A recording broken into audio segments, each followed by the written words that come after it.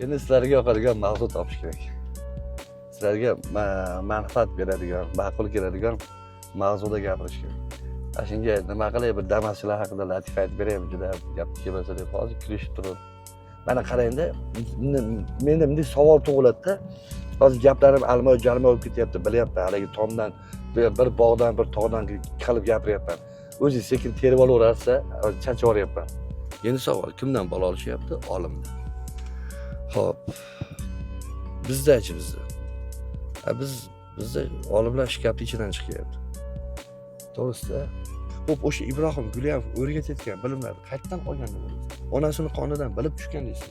Yo kechqurun onavi Oynurdan joduga o'xshagan bir odam kelib boshiga, miyasiga nur bilan o'tkazib ketgan deb o'ylaysiz. Qayerdan olgan o'sha bilim? Kitobdan olgan, baraka top.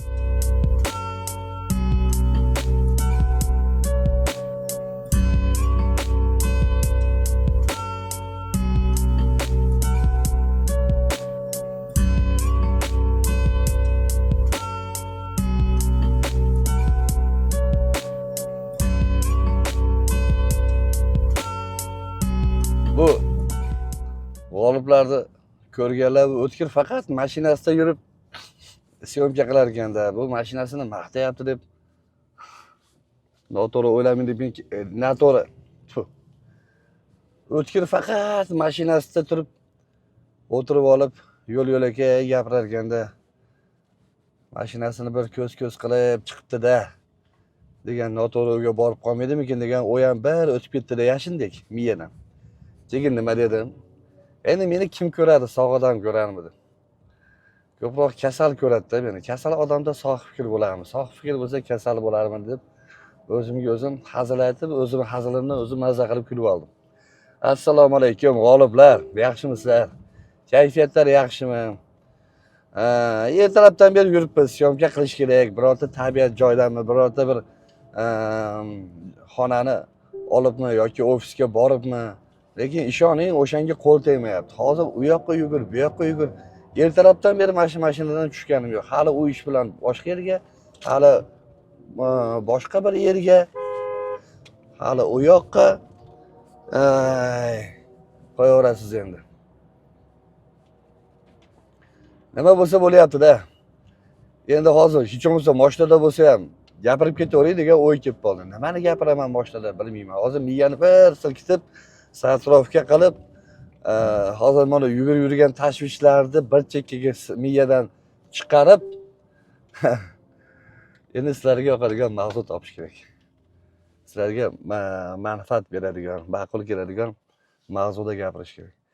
Shunga nima qilay, bir damaschilar haqida latifa aytib beray, juda gap kelmasa deb hozir kulishib turib. Rosa trendga chiqib ketdik-ku damaschilar haqida. Boshqacharoq latifa aytib beraymi deb. Hey. Bir badjahl ayol nimaga kiribdi-da? Magazinga kiribdi-da.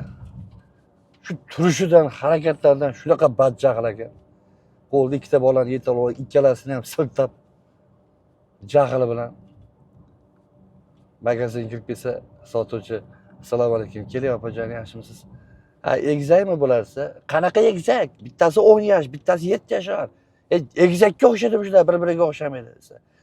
Bilmayman endi, bitta erkak sizga ikkinchi marta yaqinlashganiga shubham bor-da, shuning uchun egizakmi deb so'rayapman degan ekan. Badjahl deydi, Alloh saqlasin. Mana shu bizning mavzuimiz o'zi boshi ham shu, tugashi ham shu, o'rtasi ham shu. Noshukrlik, asabbuzarlik, kayfiyatsizlikdan kasalliklar yig'ilishini dokazat qilib, isbotlab, fakt keltirib o'tib ketyapmiz, xolos. Asabni yumshatish kerak, asabni joyiga keltirish kerak, asabiylashmaslik kerak. Endi qanaqa qilib, shuncha tashvishda qanaqa qilib asabiylashmasdan bo'ladi degan narsada odam o'zi bilan o'zi suhbatlashish kerak, gaplashish kerak. Shuncha payt asabiylashdan foyda berdimi degan savollarga javob qidirish kerak. Shuncha paytdan beri asabiylashgan javob haligi sizga foyda bermagan bo'lsa, unda to'xtatish kerak.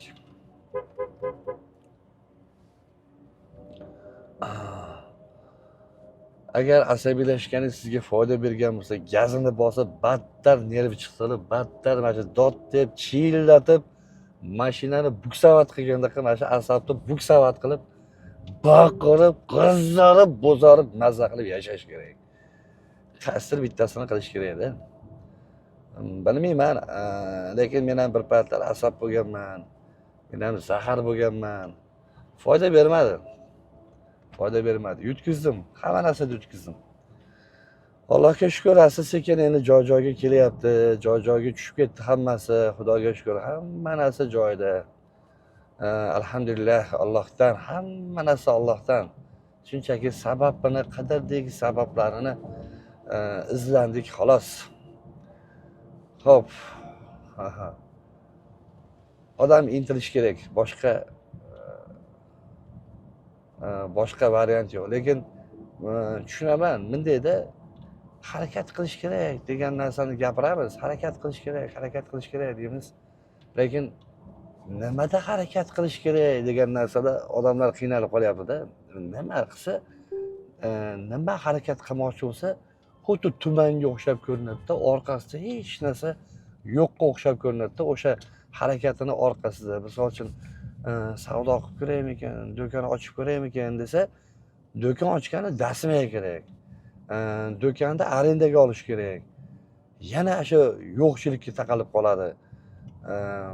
Kitob o'qiganim bilan nima topaman deydi. Kitob o'qi desak. Bitta narsada yo bo'lmasa shogird tushamikan birortasiga esa, shogird tushgani yosh kattalik qilib qoladi. Endi uylanib olgan, 2-3 ta bola bor, endi shogird bo'lib yurgani imkoniyati yo'q. Chunki uni 3 ta og'iz, 3 ta bola uyda yeyman deb turibdi. Xotin deganda kami tugamaydi. Uy ro'zg'or g'or deb qo'ygan o'z nomi bilan. Turmush deb qo'ygan o'z nomi bilan. Turmushda ro'zg'orda g'ora bu olib kirib ketib qoladi. Hammasi olib kirib ketib qoladi. Lekin nimadir qilish kerak. Nimadir qilish kerak. Nimadir qilish kerak. Yana borib taqalyapti bilimsizlikka. Bilimsizlikka taqalyapti. O'rtoqlar, bir narsada mana Xitoyda hozir mana O'zbekistonga kirib kelyapti Xitoy. Juda ko'pchilik yoqtirmayapti Xitoy kirib kelishini. Yoqtirmayapti. Men ham o'zimning fikrimni aytsam maylimi? Hamma Xitoylar haqida fikr aytyapti, men ham qolib ketib qolmaydi. Hamma tomdan tashlaydigan odatim bor, tashlab ko'ray men ham bir. Qarang. Xitoy kirib kelishi o'z fikrim bo'yicha menga ham yoqmaydi. 100% yoqmaydi, tamom.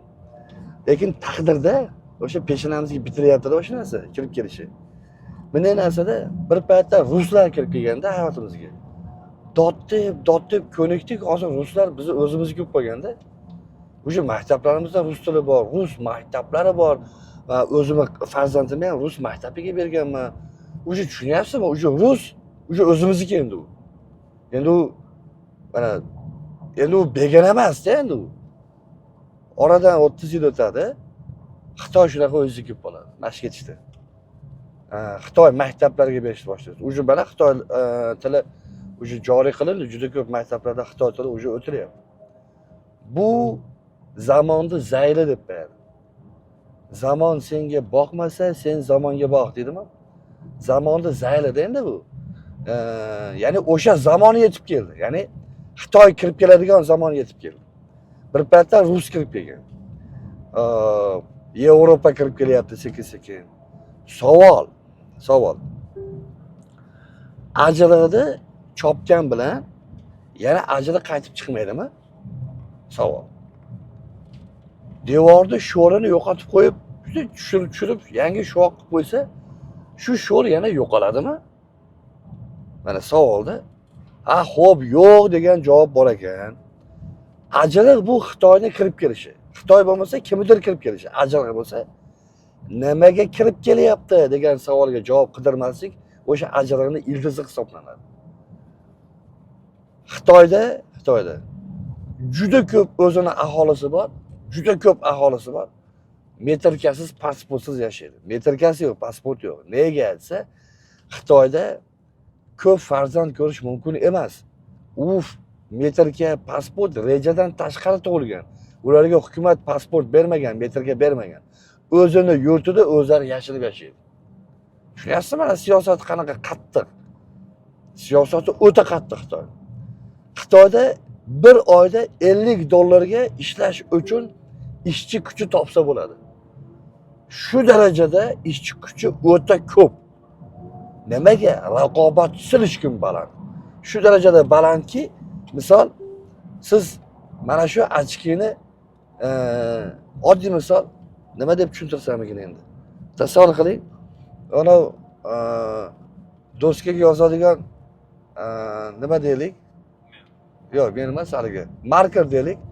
Marker ishlab chiqarayotgan odamni oldiga borib, menga mana ochki ishlab chiqaradigan odam kerak.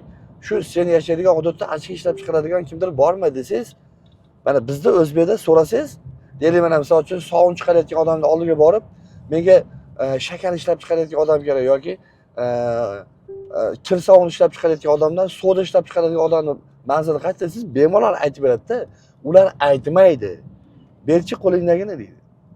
Shunda kirib ketadi, pastdan yasab chiqib beradi. Shunaqa kerakmi senga deydi.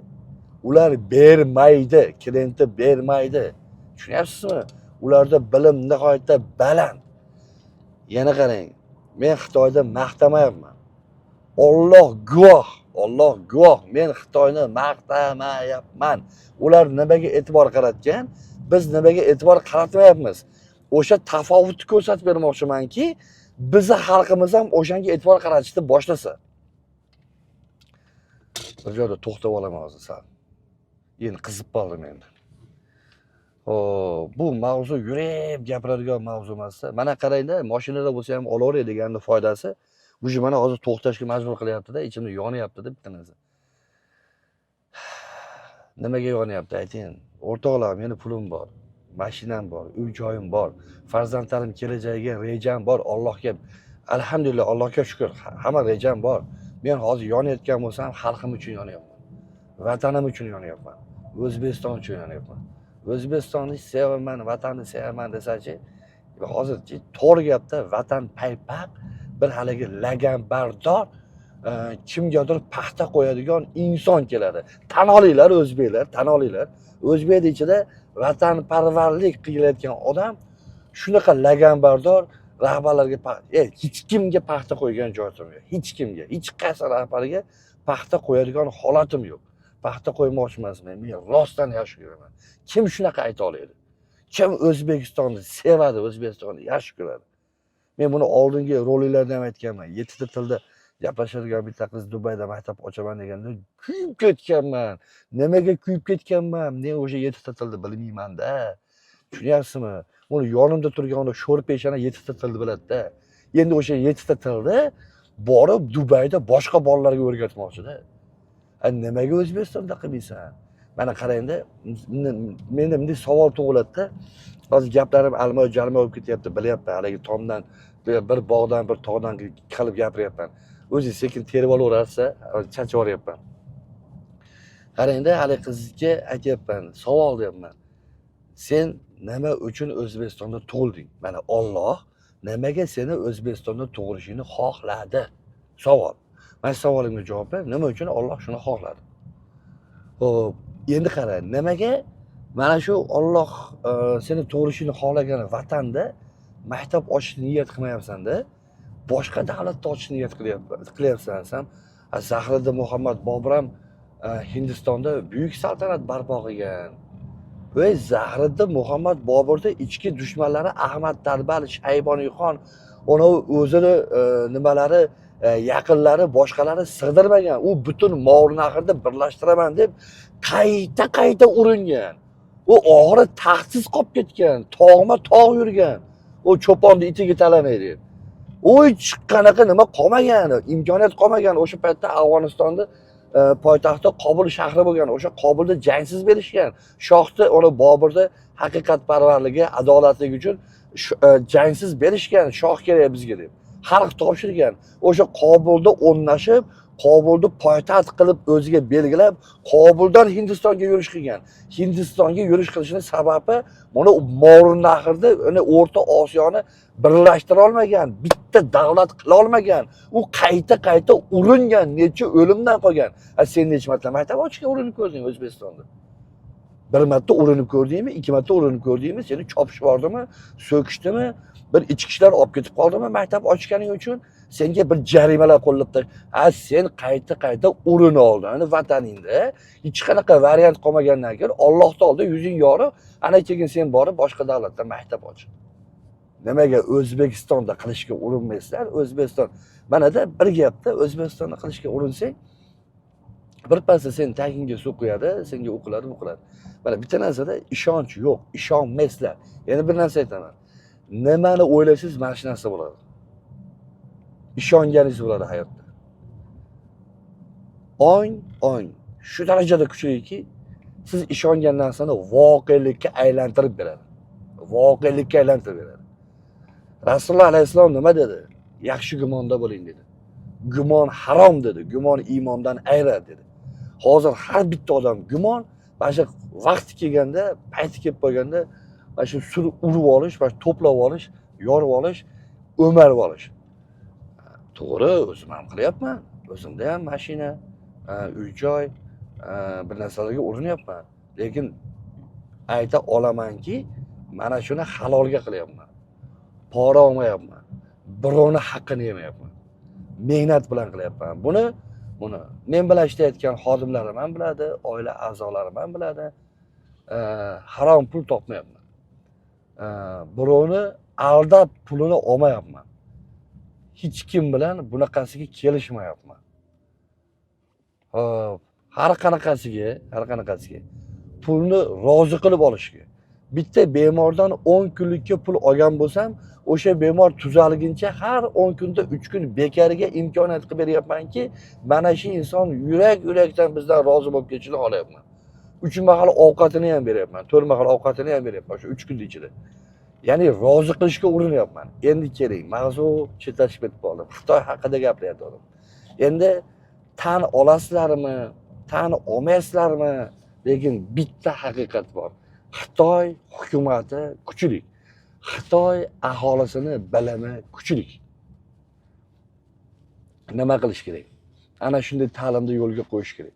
Farzandlarga ana shunday tarbiyani uqtirish kerak. Xo'p, meni jiyanim, akam o'g'li 11 oyligida qo'limizda qolgan, kelini ham olamdan o'tib qolgan. U bolaning tarbiyasi menda qolib ketgan. Akam Rossiyaga ketib, o'sha bola birinchi kursligida kelgan, 7 yoshligida ketgan. Ishlagan, bir harakat bo'lib qolib, bir minus holatlar bo'lib qolgan. Keyin shunaqa bo'lib 11 yil degandan keyin akam o'sha bolaning tarbiyasi menda qolib ketgan. Mana bugun nechinchisi? Hozir 28-fevral. Hozir o'sha jiyanim aeroportda Toshkentda hozir Xitoyga uchyapti. Bir oyga otpuskaga kelgandi. Hop, Xitoyda bayram tufayli kelgandi. Toshkentda ishlar qildi. Hop, Murod Bilding bilan ko'rishdi. O'sha yoshlar bilan uchrashuvga kirib qatnashdi. Ortiqxo'jayevni yoshlar bilan ko'rish o'sha konferensiyasiga kirib gaplashdi, tanishdi. Hozir mana shu jiyanim Xitoyda o'qiydi. Shu bolaga Toshkentda 3 ta universitet o'zimiz yonimizdan to'laymiz. 2 yil magistraturani bizda o'qi, kontragini yonimizdan to'laymiz deb taklif qildi. Hop, Qozog'iston prezidenti Xitoyda yoshlar bilan ko'rishganda shu jiyanimni o'zini chaqirib, o'qishini Qozog'istonga ko'chir, men seni o'zim qo'llab-quvvatlayman deb gap aytdi. Nimaga? Xitoyda bilim olyapti. Xitoyda o'qiyapti. Hozir men bitta narsalarni aytib beraman. Men buni aytishdan maqsad Alloh guvoh, maqtanmoqchi emasman, lekin maqtanishga arziydigan jiyanim bor. Faxrlanaman, faxrlanishga arziydigan. Mana shu bola orqali men bitta narsalarni sizga tushuntirib bermoqchiman. Qarang. Xitoyda bitta farzand ko'rish mumkin. Kimga? Oliy ma'lumotli insonga. Ayol ham, er ham oliy ma'lumotli bo'lsa, o'sha odamga farzand ko'rishga ruxsat beriladi, unda ham bitta.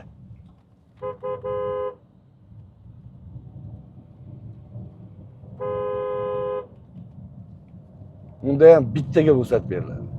Bitta farzandga. Endi qarang. oliy ma'lumotsiz odamga farzand ko'rish mumkin emas. Bu hozir bormi yo'qmi bilmayman, bu qaror, bu qonun. Lekin bo'lgan Xitoyda.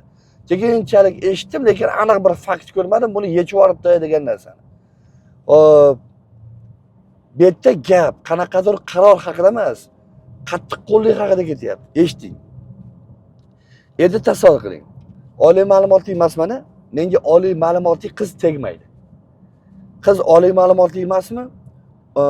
O'qimaganmi? Uni o'qigan oliy ma'lumotli olmaydi. Ya'ni diplomsiz olmaydi. Endi ikkita diplomsiz turmush qurdi, farzand ko'rish mumkin emas. Lekin ular farzand ko'rishni xohlaydi-ku. İnson qadr qimmati bor, boshqasi bor. Xo'p, mumkin farzand ko'rish. Uning uchun to'lov bor. To'lov to'lash kerak. Davlatga, hukumatga. Jarima. O'sha jarima. Hozirgi kunda bitta xitoylikda o'rtacha 3 yillik daromadiga teng hisoblanadi. Endi tasavvur qilib ko'ring. Misol uchun bitta o'zbekning oyligini o'rtacha 3 million deng. 10 oyda 30 million, bir oyda 36 million. Buni 3 yilga ko'paytiring, 108 million. 108 million to'lab, mana misol uchun 108 million to'laysan, farzand ko'rishingga ruxsat beriladi desa. Xo'p, odam tirishadimi? Tirishadi. Xo'p, uni o'qimaganlarga, misol uchun, men buni hozir bir joriy qilsin deb gapirmayapman. Bu O'zbekistonga vajib tushmaydi bu narsa. Ikkita o'qimagan, diplomsiz turmush qursa, demak, o'rtacha bitta xitoylikda 3 yillik daromadini to'lovini to'lasa, ana keyin ruxsat berilyapti ularga farzand ko'rishga. Endi savol. Kim o'sha pulni to'laydi? Kallalik. Kimdan bola olishyapti? Kallalikdan. Hop, endi qarang. Endi diplomi borlarga shundoq ham bitta farzand ko'rish mumkin. Bitta farzand ko'rishga ruxsat bor. Endi diplom olish qiyin. Diplom olish uchun nimadir ixtiro qilish kerak. Endi mana diplom olish uchun misol nima qilish kerak? Hop, tasavvur qiling. Nimadir yaratish kerak. Endi korrupsiyaga o'lim bor Xitoyda. O'lim jazosi bor. Lekin Xitoyda korrupsiya yo'q degani emas-da, korrupsiya bor-da Xitoyda. O'lim jazosi bo'lsa ham korrupsiya bor-da. Qanday korrupsiya qiladi? Ya'ni poraxo'rlikni qanday qilishadi? Qarang. Katta summalarga riskovat qilishadi. Tavakkal qilishadi-da, o'sha pulga, ya'ni jonini tikib olishadi. Tavakkal o'sha pulni olishadi. Keyin ularda kazinolar qonuniy qilib qo'yilgan. Misol uchun Hamid menga 100 ming dollar yoki 100 ming yuan menga pora bermoqchi bo'lsa, kazinoga kirib ochiqchasi yutkizib beradi. Oshkora yutkizib beradi. Keyin men imijimda buni ishini bitirib beraman. Ya'ni poraxo'rlik shunaqa o'ynaladi. Yoki oltin ko'rinishda haliginaqa sovg'a, patarka, shunaqalar qimmatbaho narsalarga oltinda suvni yugurtirib, ya'ni narxini balandroq narsalar bilan poraxo'rlikni qilishadi. Endi tasavvur qiling, diplom uchun hech kim pora olmaydi. Misol 1000 dollarga birov o'lib ketishni xohlamaydi-da, misol. Deylik, diplom uchun 1000 dollar kerak bo'lsa, 1000 dollar. Hech kim o'qiyotgan bola bildiki, diplomni puliga sotib olishga iloji yo'q. Tushunyapsizmi? Diplomni sotib olish imkoni yo'qligini tushundimi, bola o'qishni boshlaydi. Endi qarang. Endi u bilyapti, faqat bilim bilan diplom olish mumkin. Boshqa variant yo'q. Endi diplomni olish tasavvur qiling. Nimadir ixtiro qilsangiz diplom bor. Mana hech qanaqa imtihoni yo'q, shart yo'q. Nimadir kashf qilsangiz diplom bor. Hop, imtihonlari ham nihoyatda qattiq. Imtihonlari ham. Endi hech narsa yarata olmayapsa, qo'lingizga shuni beradi. Xuddi shunaqa qilib yasab ber deydi. Misol, mana shu ochkini O'zbekistonda yasash qo'ldan kelmayotgan odam, demak, Xitoy diplomiga loyiq emas, misol. Shu diplomni shuni yasab berdimi, diplom bor. Ya'ni kim yasay oladi? Kallalik. Xo'p, kimga diplom berilyapti? Kallalikka. Kimga farzand ko'rishga ruxsat beryapti? Kallalikka. Bizchi? Biz eskirib qolishi uchun uylayapmiz. Eskirib qolar, uylab qo'ysak, ha? Eriga bersak eskirib qolar, ha? Eskirmasa yana kutyapmiz. Bittadan bolali bo'lsa eskirib qolar. Endi bolali bo'lsa eskiryaptimi degan fikr. Eskirgan taqdirda ham U esi kirdi degani nima degani o'zi aslida? Ikkita tarbiyaga muhtoj er-xotin tarbiyachiga aylandi. Endi ular bolalarni tarbiya qilish kerak va o'shalar tarbiya qilayotgan bolalar bilan biz O'zbekistonning kelajagini qurishimiz kerak. O'zbekistonni ravnaqini oshirishimiz kerak. O'zbekistonni dunyoga tanitishimiz kerak.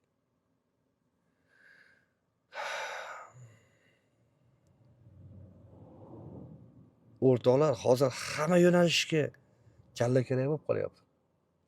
Oldin yaxshi o'qimaganlar mashina ustasiga shogirdlikka tushib olardi. Hozir mashina ustasi bo'lish uchun o'ta kuchli kalla kerak. Vashi dahshat chiqyapti mashinalar. Anavi uy qurayotgan ustalarga, malyar yoki bo'lmasa yog'och ustalarga shogird tushib olardi. Maktab bitirib o'qishga kira olmasa. Lekin baraka topgunlar hozir ustalar kallasini nihoyatda qattiq ishlatishga to'g'ri kelyapti. Hozir shunaqangi shakllar, shunaqangi narsalar yasashyaptiki ustalar. Ulardan o'tib ketib siz zo'r pul topishingiz uchun kalla zo'r bo'lishi kerak. Shunchaki teshani ko'tarib, bitta arra bilan aralab turib, miq qoqib qo'yish qo'lingizdan kel degani usta degani emas hozirgi kunda. Bolalarning bilimiga nihoyat e'tibor berish kerak. Buni mana shu yangi YouTube'dagi roliklarda aytdimmi yoki o'chib ketgan roliklarda aytganmanmi? Endi hozir men kallamda haliginaqa hammasi aralashib ketdi. Yana qaytarayotgan bo'lsam, ha yosh katta bo'lib qolibdi, ajraydigan bo'lib deb qo'yaverasan. Mana shu jiyanim Xitoyda bitta yozda kanikulda kelmadida ish kerak deb e'lon berdi. Juda ko'p joydan ish taklif qilishgan, borgan, suhbatlashgan, ko'pidan suhbatdan o'ta olmaganda. Shu suhbatdan o'ta olmayotgan joylardan bittasi bog'cha bo'lgan. Bog'cha. Men aytdim, nimaga bog'chadan bolalarga loyiq topilmadingmi desam, aka kim suhbat qildi deb so'rang oldin deyapti. Kim suhbat qildi desam, bizda hali bog'chani boshqarayotgan insonni mudir deydi-yu, ha, unaqa mudir yoki bir rahbarini ko'rmadim, bog'chani boshqarayotgan rahbarni ko'rmadim. 3 ta 5 yashar bola meni nimadan o'tkazdi, suhbatdan o'tkazdi deydi. Men aytdim, 5 yashar bolalar suhbatdan o'tarmadingmi desam, aka 5 yashar bola 5 ta tilda gaplashyapti. Men 2 ta tilda zo'rg'a gaplashaman. Xitoy tilini ular Xitoy tilini til deb hisoblamayapti. Men Xitoy tili, rus tili, ingliz tilida gaplashaman desam, Xitoy tilini qo'shma deyapti. Ingliz tili bilan rus tilida gaplashishni bilasan, 2 ta til deyapti. Ular Xitoy tilidan tashqari 5 ta tilda savol beryapti aka menga deydi. Xitoy bolasi menga arab tilida savol berdi deydi. Tushunyapsizmi? Xitoy arab tilini o'rganyapti. Nimaga? Arabistonga narsa yetkazib berishda kelajak hozirdan rejasida bor. O'sha Arabistondan olib kelayotgan jay namozlaringiz, mushkamballaringiz hammasini Xitoy yetkazib beradi. O'sha Qur'on kitoblarini ham juda ko'pini Xitoy bosib yetkazib beradi Xitoy. Xitoy yetkazib beryapti. Butun dunyoga tovarni Xitoy yetkazib beryapti. Butun dunyoning tilini o'rganyapti. 17 ta tilda gaplashadiganlar bor deydi. Lekin aka dedi, Xitoyda stress ko'p dedi. Stress. Joniga qasd qilish ko'p. Nimaga desam, pul topish qiyin aka. Yashash nihoyatda qiyin. Raqobat silishkim baland. Tasavvur qila olmaysiz, raqobatni shu darajada balandki, tasavvur qila olmaysiz. O'zbekiston xitoyliklar uchun katta ochiq maydon, qorovuli yo'q, bog'boni yo'q, bog' xitoyliklar uchun. Xohlagan mevasini terib ketaveradi. Nimaga? Chunki bizda unaqa bilim kuchli emas. Biz nimaga bilim kuchli emas? Baraka topkinlar, bitta narsani tushuning, o'sha farzandingiz tug'ilganda kimga ixtiyorida o'sha bola? Siz ixtiyoringizdami? Yo har kuni uchastkoga hisob berasizmi? O'sha bola haqida. O'sha farzandingiz sizni tarbiyangizni olyaptimi? Nimaga siz ham 3 yashar, 4 yasharligidan bilim olishiga imkon qilib bermayapsiz? Nimaga hali bola o'ynab olsin deb, bolaligiga to'yib olsin deb bolani rasa bilim oladigan paytini o'tkazib olyapsiz? Xitoyliklarda shu narsa yo'q. 12 yosh o'g'il bolani balog'at yoshi, 9 yosh qiz bolani balog'at yoshi. Nega aynan balog'at yoshigacha siz 3 ta 4 ta tilda gaplashishni o'rgatmayapsiz? Baraka topkir, farzandga biz Qur'onga berdik mana farzandimizni. Men Qur'onga bering deganim yo'q bu yerda. Men Qur'onga berishni men aytmagan bo'lardim. Men Qur'onga bering deb tavsiya qilmagan bo'lardim. Nimaga aytaymi? Siz farzandingizni arab tiliga bering. Arab tilini suv qilib o'rgansin. Bemalol o'zbek tilini arab tiliga, arab tilini o'zbek tiliga tarjima qila oladigan darajada kuchli o'rgansin. Voy shart emas, Qur'on o'qi degan so'z og'zingizdan chiqmasin. O'sha arab tilida gaplashayotgan farzandingiz albatta Qur'onni o'qib oladi. Qanday qilib arab tilini zo'r bilgan odam Qur'on kitobiga qiziqmasdan yashab o'tib ketishi mumkin? Rus tilini suv qilib ichirib yuboring. Ingliz tilini, Xitoy tilini o'rgating. 5 ta, 6 ta tilni o'rgating. Baraka topkur 20 yoshdan keyin nech pul sarflaysiz farzandlaringizga? Ishga joylash uchun, kontrakt uchun, unga uy solish uchun, u bolaga mashina olib berish uchun, uni kiyim-boshi, qorni bitta o'tirib hisoblay olasizmi? Bitta daftar, bitta ruchka olib hisob-kitob qilib bera olasizmi? Nech pul ketishini?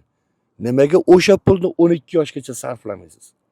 Tiqib yubormaysizmi pulni? 15 yoshdan keyin bolangizga pul sarflamaydigan qilib olmaysizmi?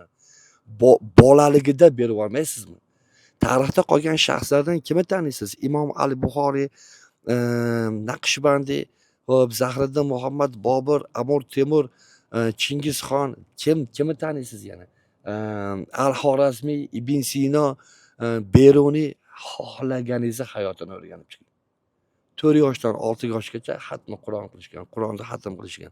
Endi siz bitta shuni Qur'onda xatm qilganini ushlab olyapsiz-da. Qur'onda xatm qilgan 6 yoshgacha degani, ular boshqa tilda o'rganmagan degani emas-da. Misol uchun, Zahriddin Muhammad Boburni o'g'li Humoyun Mirzo 6 yoshida turkiy zamon, forsiy zamon tillarida erkin gaplashib, turk va fors tillarida she'r emas, uzr, g'azal mashq qilishni boshlagan. G'azal yozishni mashq qilishni boshlagan. To'g'ri, u g'azal naviy sifatida Alisher Navoiydaqa tarixda qolmagandir, lekin ularga berilgan shu mavzular. Mana bolaga turli yo'llarda bilimlar berilgan. Qaysi birida qobiliyati bo'lsa, o'sha tanlab olib kuchaytirilgan. Lekin o'sha 6 yoshda xatmi Qur'on qilgan deganimda boshqa maqsad bor gapimda. Xatmi Qur'on qilish, ya'ni Qur'onni xatm qilish qanaqa bir oson ishmi? Nima degani? Farzandingiz 6 yoshida Qur'onni xatm qiladigan darajada salohiyatga ega, o'sha salohiyatni behuda o'tkazib yuboryapsiz. O'sha salohiyatdan foydalanmayapsiz. O'sha bolaga 3 ta, 4 ta tilda gaplashni o'rgataversa bo'ladi. Bermaysizmi baraka topkunlar mana shunaqa bilimlarni? Arab tilini suv qilib ichib yubormaydimi? O'zi xohlagan paytda, qalbi chopgan paytda Qur'on kitobini shunday o'qishni boshlaydi o'sha bolangiz. Siz plyusdasiz-ku. Til bilgan xor bo'lmaydi. Xitoy tili. O'sha jiyanim Yaponiya, Dubay, keyin Xitoydan 5 ta oliygohda yutib olganda, aka Xitoyni tanlamasangiz bo'ldi, Yaponiya bilan Dubay tanlang deb turib olgan. Men aytganman, Xitoyga borasan. Xitoyga. Shu gapimni eslab qolinglar. 2050-yillarga borib odamlarda qo'lida dollar qolmaydi. Yevro qolmaydi, yuan bo'ladi. $100 degan so'zni o'rniga 100 yuan deb ishlashni boshlaysiz. Xitoy egallaydi hammasini. Agar farzandlarimizni bilim olishiga, ularni kuchli inson bo'lishiga hozirdan harakat qilmasak, o'rtoqlar, kelajakni berib qo'yamiz. Men hozir buni o'ta sayoz qilib gapirib ketdim. Bu chuqur mavzu. 1000 ta savol tug'iladi bu mavzudan. Siz buni o'zingiz chuqurlatib, bunday tafakkur qilib kengaytirib oling bu mavzuni. Xitoyda ikkinchi farzand ko'rish kimga ruxsat berilgan? Ikkinchi farzandni. Ish tashkil qilgan odamga. Misol uchun qanaqa? Tadbirkorga. Bizda shuni tadbirkor deydimi? Misol uchun qanaqadir bir kompaniyani egasi, qanchadir odamni ishlik qilib, qanaqadir statusga erishgan odamga ikkinchi farzand ko'rishga ruxsat berilgan. E'tibor berasizmi? Kimdan bola olyapti? Biz xuddi ona sigirimizni fermaga olib borib, sigirni bitta burchakka baylab qo'yib, fermer bilan maslahatlashib, uni novvoslarni istoriyasini o'rganib, mana to'qalmi, mana qanaqa, mana parodasi qanaqa deb, haligi novvoslarni parodasini o'rgangandaqa Xitoy xalqini ichidan parodali insonlarni, paroda deganimda haligi majoziy ma'noda aytyapman, o'ta kuchli bilim, tajriba egalarini tanlab olib, o'shalarga farzand ko'rishga ruxsat beryapti. Kimdan bola olyapti? Xitoy naslini saqlab qolish uchun urinyapti. Naslini o'ta kuchli qilish uchun urinyapti. Endi men Xitoyda maktabida berilayotgan bilimda O'zbekistonda bolalarga beraman deb yuribman. Endi bu o'zbeklarning bolasi, bu ota-onasi necha yoshda tug'ildi, qanaqa salohiyatga egaligida tug'ildi, ularni o'rganib chiqishga to'g'ri kelyapti hozir. Rosa bir jumboqli ishlarga qo'l urishni boshlayapman ekan hali. Muammolarga deydimi? O'zi meni hayotimdan 8 yoshda bo'lib ketyapti. Hop, endi qarang, Xitoyda yana ikkinchi farzand kimga mumkin? Fan doktoriga mumkin. Fan doktori, ilmiy ish qilgan odamga. Hop, haqiqiy bilim egasiga. Ilmiy ishni pul bilan qila olmaysiz Xitoyda. Javob beraman. Xitoyda ilmiy ishni pul bilan ololmaysiz unvonni. Demak, kimga berilyapti? Kallali odamga. O'sha odam olqishlar, unvonni qo'lga kiritgan kuni Zelyonni ikkinchi bolaga, chop xotiningni oliga qo'yib yuborishyapti. Ikkinchi bola tug'ilishi mumkin. Endi savol, kimdan bola olishyapti? Olimdan. Hop, bizda-chi bizda. Bizda olimlar shkafni ichidan chiqyapti. To'g'risi-da. Bizda olim deganda o'sha shkafni ichidan chiqadigan olim kelyapti. Yig'ilib olgisi keladi. Yig'ilib olgisi keladi. Nimaga shu so'zni qo'shib aytib o'tib ketdim? Hozir mana shu gapim eshitish bilan mana shu yerda meni eshitayotgan odamlarning 80% kim qaysi olim bildi. Nimaga shkafni ichidan olim chiqdi degan gapimni tushundi. Tushundinglarmi? Qanaqa mavzularni ichida yuribmiz. Bizning kallamizda qanaqa olimlar bor. Qanaqa donishmandlar bor biz kallamizda. Yig'lab olgim keladi, dod deb olgim keladi. Qarang, shunday zamin, shunday yurtni Alloh bizga nasib qilib qo'ygan. Dunyoni bir ko'zdan kechiringda, qanaqa davlatlar bor. Har kuni urush bo'layotgan davlatlar bor. Muhimi tinchimiz-ku. Muhimi tinchimiz. Yana bir zo'r tomoni bor. Xohlagan joyingizga borib arab tilini o'rganing, to'siq yo'q. Hech qanaqa to'siq yo'q. Qur'on o'rgansiz ham to'siq yo'q. Faqat o'sha tegishli idoralar rasman ruxsat bergan joylarga borib Qur'on o'rgansiz, hech qanaqa to'siq yo'q. Hujra qilib olishga, uyda o'qitishlarga qarshilik bor. Oddiy misol, hozir men ham uyga ingliz tili kursi ochib bolalarni o'qitadigan bo'lsam, menga ham soliq keladi, topayotgan daromadimdan nalog to'lamasam. Hop, rasmiy o'tkazib olib turib, ruxsat olib turib bemalol beradigan bo'lsa, hech kimga O'zbekistonda alinaqa yo'q, to'siq yo'q. O'zimiz chigal yo'llarni tanlaymiz. O'zimiz rasvo yo'llarni tanlaymiz. Men bitta narsani tushundim hayotda. Bitta narsa tushundim. Atrofdan kir qidirmaslik. O'zimizdan qidirishlik. Nimanidir ayblayotgan paytda 3 ta barmoqqa qarashni o'rgandim. O'zimizda nihoyatda ko'p xato bor. O'zimizda nihoyatda ko'p kamchilik bor. Farzandlarimizni tarbiyasiga hech kim aralashgani yo'q. Bunga nimani sabab qilib aytasiz? Farzandlarga har kuni nimaga yarim soatdan o'tirib shularga o'zingiz bo'lsa ham lotin yozuvi yoki kiril yozuvida o'qishni, yozishni o'rgatmaysiz? Nimaga kitob o'qishni o'rgatmaysiz? Shu bolani wunderkind qilib yubormaysiz? Mana hech qanaqa repetitorga pulingiz yo'q. Ingliz tilidan, arab tilidan, rus tilidan o'qituvchiga pulingiz yo'q. Nimaga o'zingiz qo'ldan kelgancha o'rgatmaysiz? Nimaga o'ziz o'sha bola bilan birga o'tirib olib ingliz tilini ochib olib birga o'rganmaysiz? Kuniga 10 minutdan nimaga mashq qilmayapsiz? ABCD deb o'sha alifboni o'zingiz nimaga birga aytmayapsiz? Misol uchun-da, qarangda, yana 3 ta barmoqqa qarangda, barmoqqa. Haqiqatdan nima? Endi savol, o'sha farzand Alloh tarafidan bizga omonat berilgan, qiyomatda javob beramiz. U farzandlar bizga berilganda oppoq qog'oz holatida edi. O'sha qog'ozlarga shkafni ichidan chiqayotgan olimlarni yozayotgan bizmiz. O'sha vayni ko'rib o'tiradigan bolaga, o'sha telefondan kallasini ko'tarib yurgan bolaga aylantirayotgani bizmiz, ular emas. Agar siz taqiq qo'ysiz, bolalaringiz o'shlarni ko'rmaydi.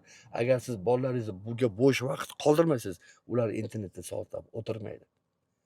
Kelinglar, o'zimizdan ham qidiraylik bitta xatoni, o'zimizdan. Davay, mana hozirgi imkoniyatdan foydalanaylik.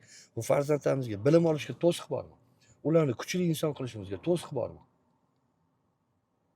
Xo'p, mana o'sha uyimizni o'zida oddiy savol, kitob olib o'qishingizga to'siq bormi? Biznes bo'yicha kitoblarni topib o'qisangiz bo'lmaydimi? Misol uchun o'sha biznes coaching berayotgan, misol uchun mana Toshkentda Ibrohim Gulyanov mana yangi boshlagan biznesmenlarga adashmasam bir paytda 18 million, hozir bilmayman, balkim ko'tarilgandir. Shanba-yakshanba 2 oy borasiz. Bu degani 8 kun bo'ladimi? Bir oyda 8 kun bo'ladi, 16 kun bo'ladi o'qish. 18 kun to'lov. O'sha paytda hozir bilmayman, balkim balanddir. Xo'p, o'sha Ibrohim Gulyanov o'rgatayotgan bilimlarni qayerdan olgan deb o'ylaysiz? Onasini qonidan bilib tushgan deysizmi? Yo kechqurun onavi Oynurdan joduga o'xshagan bir odam kelib boshiga, miyasiga nur bilan o'tkazib ketgan deb o'ylaysizmi? Qayerdan olgan o'sha bilimni? Kitobdan olgan, baraka topdi. Men shuncha bilimni qayerdan olyapman? Kitobdan olganman. Katta xolam menga meros qilib tashlab ketdi bo'lyapsizmi? Qayerdan olganman? Rosa o'ylab ko'ring. Yonib ketyapman, o'rtoqlar, yonib ketyapman. Savol, vatan uchun nima qildik? To'g'risi, vatan uchun nima qildik? Vatan uchun deganda siz nimani tushunyapsiz? Chiqib ko'cha supurmang, daraxt og'lamang. Farzandingizni cho'tka qilib tarbiya qiling. O'sha farzand jamiyatga kerakli inson bo'lsin. O'sha farzandingizni zo'r tarbiya qilib qo'yishingiz, ilmli, hunarli, dahshat qilib tarbiya qilib qo'yishingiz vatanga bo'lgan hissangiz emasmi? Baraka topgur. U bola sizni ixtiyoringizda-yu. U uchastkavoy yoki bir mahalla komitetda nazoratida, idorada yashamayapti-ku. Sizni uyingizda-ku. Kim tan oladi? Bog'chaga borib keldi, nima o'rgangani bilan ishingiz yo'q. Maktabga borib keldi, nima o'rgangani bilan ishingiz yo'q. Kimlar bilan osh qatiq bo'lib yuribdi, ishingiz yo'q. Qiziqmagansiz. Tan oling, biror marta o'zingiz ham tan oling, o'zingizdagi xatoni tan oling. Yana qaytaraman. Siyosatingiz o'ndaqa, siyosatingiz o'ndaqa. Sen pul topib olib, puling bor, sharoiting bor, karalis gapirmang bunaqa gaplar. Tupurib qo'ygan joyim bor. Noldan chiqqanman. Mana shu muhitida. Mana shu muhitida. Mana shu davlatida. Mana shu hukumatida. Noldan chiqqanman. Mana hozir qishlog'imda turibman. Oltinko'lda, Oqtepasida qishlog'imda turibman. Mana shu qishloqda, mana shu yo'llarda men piyada kelganman Andijonda. Dod deb yig'lab olgan kunlarim bo'lgan. Mana shu archalar yangi ekilgan paytida. Hozir mana u katta daraxtga aylanib qoldi. Ana shu paytda men piyada kelganman. Yo'l kiraga pulim bo'lmagan.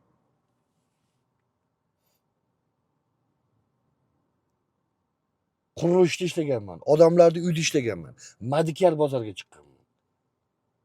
Bahona qilmanglar. Bahona qilmanglar. Sharoitni, atrof muhitni, siyosatni, hech narsani bahona qilmanglar. Bahona bu sizning bahonangiz. Yaxshilab eshitib oling. Bitta narsa aytaman, qarang. Pul hech qachon odamni o'zgartirmaydi. Pul o'zgartirmaydi.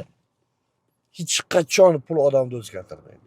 Pul odamni ichida, qalbida, ongini tub-tubida, qalbini tub-tubida nima bo'lsa shuni tashqariga chiqarib beradi. Sharoit, muhit.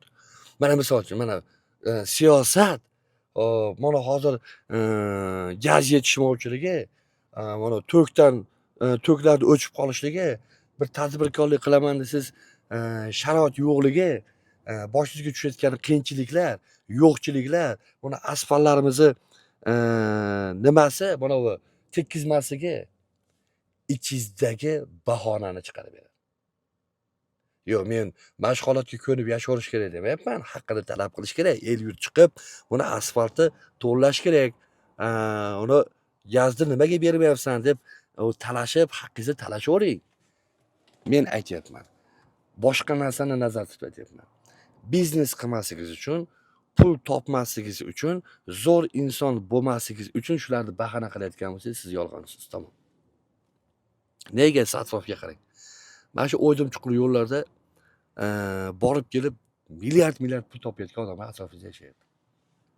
Eng qizig'i ular mana shu yo'llarni o'sha to'qinligini ham bilmaydi. Shu daqir ketayotganda ham kallasida pulga urishtirib, ertaga uni hal qilib qo'ysam, keyin buni hal qilaman.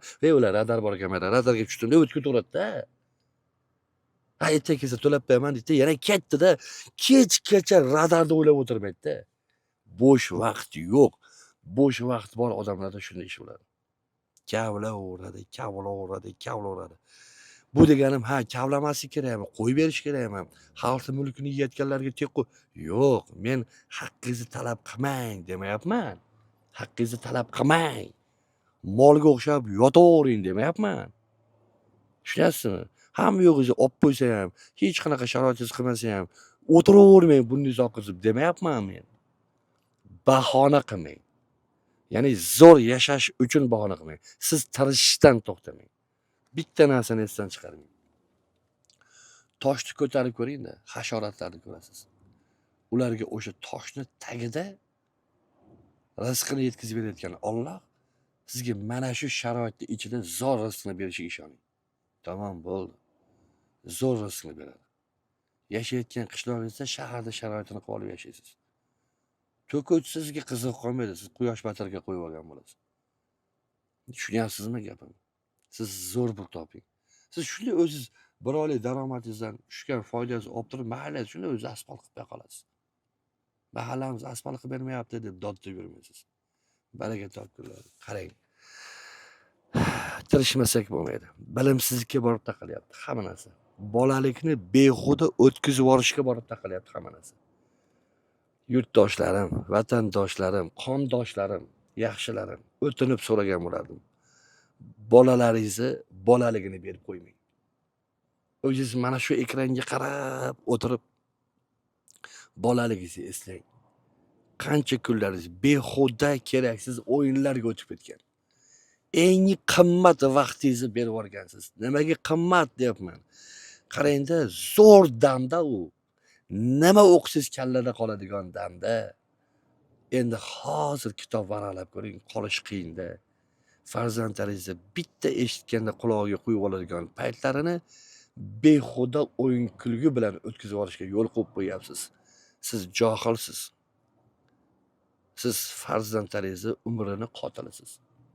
Men shunday deb aytayapman. Tushunyapsizmi? Kecha bitta rolik ko'rib qoldim.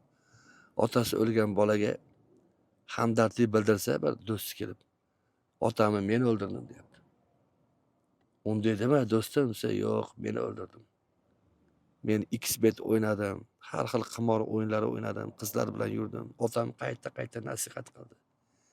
Meni holatimni ko'rib yig'ladi, siqildi, dod dedi, o'zini o'zi siqib tugatdi. Men sababchiman o'limiga deyapti. Lekin to'g'ri gapirdi. Endi o'rtoqlar, farzandlaringizni behuda o'tayotgan umriga siz sababchi bo'lyapsiz. Qiyomatda javob beriladi. Farzand ota-ona uchun omonat hisoblanadi. Ana shu bolalarga qiyomatda javob beriladi. Xohlardimki har bittamiz Allohning jamolini yorug' yuz bilan ko'rishlikni, Allohning oldiga quruq qo'l bilan borguchi bandalari qatorida bo'lmasligimizni Allohning o'zi xohlasa-yu, qalbimizga solsa-yu, shu katta rejalar qilishga o'tib ketsak. Katta reja deganda tushuning. Hammasi maydadan boshlanadi. Birdaniga katta reja qilmaysiz. Mayda rejalar amalga oshib katta ishlarga sabab bo'ladi. Mayda rejalardan bittasi farzandlaringizni bugundan boshlab o'zingiz o'qitishni boshlang. Imkoningiz bo'lsa, til o'rgatishga bering. Imkoningiz bo'lsa, arab tiliga bering, xitoy tiliga bering, rus tiliga bering, ingliz tiliga bering. Biridan chiqib ikkinchisiga kirsin, ikkinchisidan chiqib uchinchisiga kirsin. Yosh bola ko'tara olmaydi demang, baraka top ko'taradi. Bolalarcha o'rgatadigan odam topib bering. Hammasini o'rgansin. Farzandlaringiz, yurt boshqaruvchi insonlar, piri komillar, olimlar, olimalar, Qur'oni hofizalar bo'lishini Alloh istasin. Xonadoningizda doim fayz baraka uzilmasin. Farzandlaringiz orqasidan el yurtni duosida yashashlik baxtini Alloh sizlarga nasib qilsin. Hammalarni yaxshi ko'raman. Hammalarga faqat yaxshilik xohlayman. Mana shu yurtimiz zo'r bo'lishini xohlayman. Ishoning. Bir oy boshqa joyda yashaydi. Bir oy mahallangizga kelmaydi. Har bitta chuqurchasigacha qadrli bo'lib qolgan. Ko'z oldingizdan o'tib ketadi. Alloh hech kimni vatanidan judo qilmasin. Vataniga bo'lgan muhabbatni Allohim qalbiga iymoni bilan baravar qilib to'ldirib qo'ysin. Vataniga sodiq, diniga sodiq farzandlarni yetishtirishni, tarbiya qilishni Alloh sizlarga nasib qilsin. Hammalarni yaxshi ko'raman, omon bo'linglar. Yana shunaqa yugur vaqtlarda, qisqa fursatlarda bo'lsa ham ko'rishib qolishni Alloh nasib qilsin. Omon bo'linglar. Ming bor uzr, o'tirib bir suhbatlashgani vaqt bo'lmayapti. Hurmatsiz deb qabul qilmanglar. Biz shuncha payt kutyapmiz. Bir o'ladimi, 1-2 soat bir joyda o'tirib bizga intervyu bersa degan g'alayonlar bo'lmasin. Mana shu holatda bo'lsa ham bizga nimadir yetkazishga urinyapti deb haqqimizga duo qilib qo'ysanglar xursand bo'lamiz. Sizlardan doim men hech qachon like so'ramaganman, ko'paytirishlarda, tarqatishlarda so'ramaganman. Men doim duo so'raganman, duolarga muhtojman. Duolarni eslab qo'ying. Alloh sizlardan rozi bo'lsin. Omon bo'linglar. Hammalarni yaxshi ko'raman.